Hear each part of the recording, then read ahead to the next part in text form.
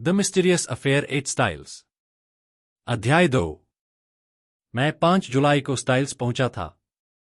अब मैं उस महीने की 16 और 17 तारीख की घटनाओं पर आता हूं। पाठकों की सुविधा के लिए मैं उन दिनों की घटनाओं को यथासंभव सटीक तरीके से दोहराऊंगा। बाद में उन्हें लंबी और कठिन जिरह की प्रक्रिया द्वारा मुकदमे में शामिल किया गया।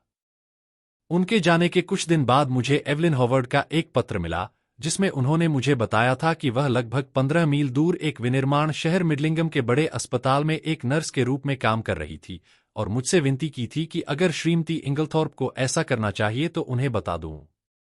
मेलमिलाप की कोई इच्छा दिखाए।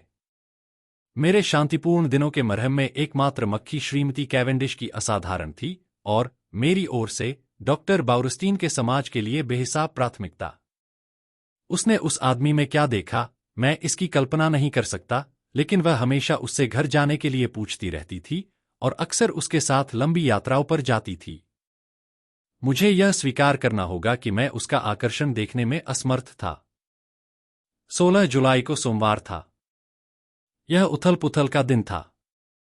प्रसिद्ध बाजार शनिवार को आयोजित किया गया था और उसी दान के संबंध में एक मनोरंजन, जिसमें श्रीमती इंगलथॉर्प को एक युद्ध कविता का पाठ करना था, उस रात आयोजित किया जाना था। हम सभी सुबह के समय गांव के उस हॉल की व्यवस्था करने और उसे सजाने में व्यस्त थे जहां यह कार्यक्रम होना था। हमने देर तक दोपहर का भोजन किया और दोपहर का समय बगीचे में आराम करते हुए बिताया। मैंने देखा कि जॉन का तरीका कुछ असामान्य था। वह बहुत उत्साहित और बेचैन लग रहा था। चाय के बाद श्रीमती इंगलथॉर्प शाम को अपने प्रयासों से पहले आराम करने के लिए लेट गईं और मैंने मैरी कैवेंडिश को टेनिस में सिंगल के लिए चुनौती दी। लगभग 6:45 बजे श्रीमती इंगलथॉर्प ने हमें फोन किया कि हमें देर से आना चाहिए क्योंकि रात का खाना जल्दी हो गया था। हमें समय पर तैयार होने के लिए काफी भागदौड़ करनी पड़ी और भोजन खत्म होने से पहले ही मोटर दरवाजे पर इंतजार कर रही थी।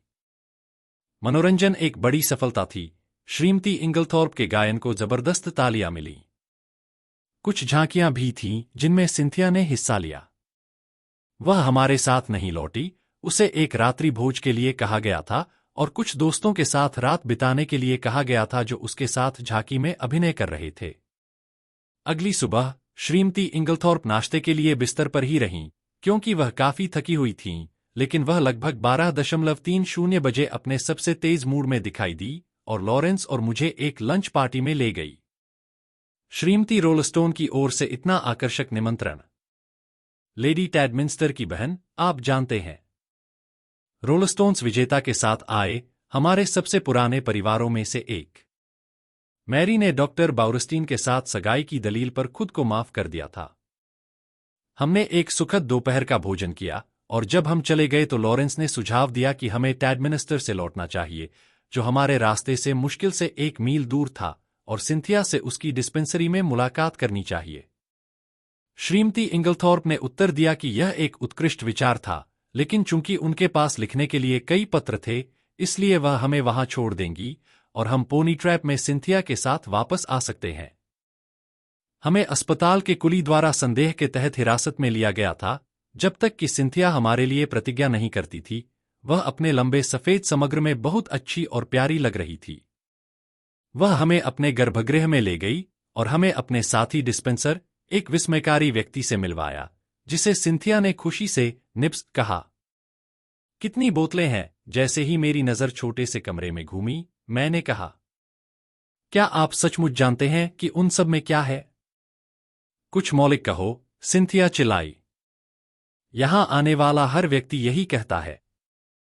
हम वास्तव में उस पहले व्यक्ति को पुरस्कार देने के बारे में सोच रहे हैं जो यह नहीं कहता कितनी बोतलें हैं, और मुझे पता है कि अगली बात जो आप कहने जा रहे हैं वह है, आपने कितने लोगों को जहर दिया है।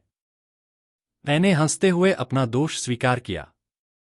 यदि आप लोग केवल यह जानते कि गलती से किसी को जहर देना कितना आसान है, तो आप इसके बारे में मजाक नहीं करेंगे।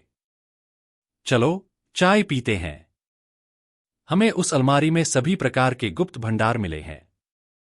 नहीं, लॉरेंस, वह जहर की अलमारी है। बड़ी अलमारी, यह सही है। हमने बहुत स्वादिष्ट चाय पी और उसके बाद कपड़े धोने में सिंथिया की मदद की। हमने आखिरी चाय का चम्मच निकाला ही था कि दरवाजे पर दस्तक हुई। सिंथिया और निब्स के चेहरे अचानक एक कठोर और निषेधात्मक अभिव्यक्ति में भयभीत हो गए। सिंथिया ने तीखे पेशेवर लहजे में कहा, अंदर आओ। एक युवा और डरी हुई दिखने वाली नर्स एक बोतल के साथ दिखाई दी, जिसे उसने निब्स की ओर बढ़ाया, जिसने कुछ रहस्यमय टिप्पणी के साथ उसे सिंथिया की ओर लहराया। मैं वास्तव में आज यहां नहीं हूं। सिंथिया ने बोतल ली और जज की गंभीरता से उसकी जांच की। यह आज सुबह भेजा जाना चाहिए था। दीदी बहुत दुखी है। वो भूल गई। बहन को दरवाजे के बाहर नियम पढ़ना चाहिए। छोटी नर्स के हाव भाव से मुझे यह अंदाजा हो गया कि इस बात की जरा भी संभावना नहीं है कि वह इस संदेश को खतरनाक सिस्टर तक पहुंचाने की हिम्मत करेगी। सिंथिया ने कहा, तो अब यह कल तक नहीं किया जा सकता। क्या आपको नहीं लगता कि आप संभवतः हमें इसे आज रात खाने दे सकते हैं?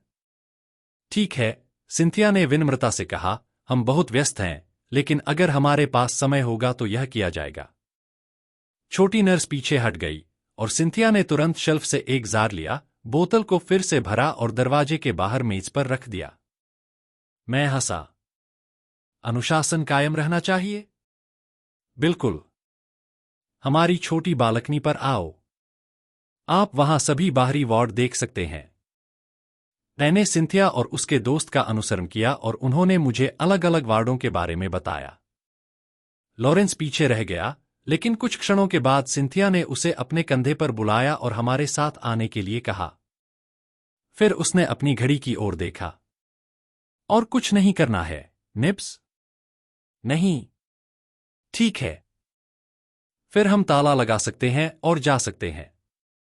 उस दोपहर मैंने लॉरेंस को बिल्कुल अलग नजरिए से देखा था। जॉन की तुलना में उसे जानना आश्चर्यजनक रूप से कठिन व्यक्ति था। वह लगभग हर मामले में अपने भाई से विपरीत था, असामान्य रूप से शर्मीला और संकोची था। फिर भी उनके व्यवहार में एक विशेष आकर्षण था और मुझे लगा कि यदि कोई वास्तव में उन्हें अच्छी तरह से जानता है, तो उनके प्रति गहरा स्नेह हो सकता है। मैंने हमेशा सोचा था कि सिंथिया के प्रति उसका व्यवहार संयमित था और वह अपनी तरफ से उससे शर्मीली थी। लेकिन आज दोपहर वे दोनों काफी हद तक समलैंगिक थे और कुछ बच्चों की तरह एक साथ बातचीत करते थे। जैसे ही हम गांव से गुजरे, मुझे याद आया कि मुझे कुछ टिकट चाहिए थे, इसलिए हम डाकघर पहुंचे। जैसे ही मैं फिर से बाहर आया, मैंने एक छोटे से आदमी पर हमला किया जो अभी अंदर आ रहा था। मैं एक तरफ हट गया और माफी मांगी, तभी अचानक एक तेज आवाज के साथ उसने मुझे अपनी बाहों में जकड़ लिया और मुझे गर्मजोशी से चूमा। सोम अमी हेस्टिक्स। वह रोया, यह वास्तव में मोन अमी हेस्टिक्स है। पोयरोट, मैं चिल्लाया। मैं टट्टूजाल की ओर मुड़ा। यह मेरे लिए बहुत सुखद मुलाकात है, मिस सिंथिया। यह मेरा पुराना मित्र, महाशय पोयरोट है, जिसे मैंने कई वर्षों से नहीं देखा है।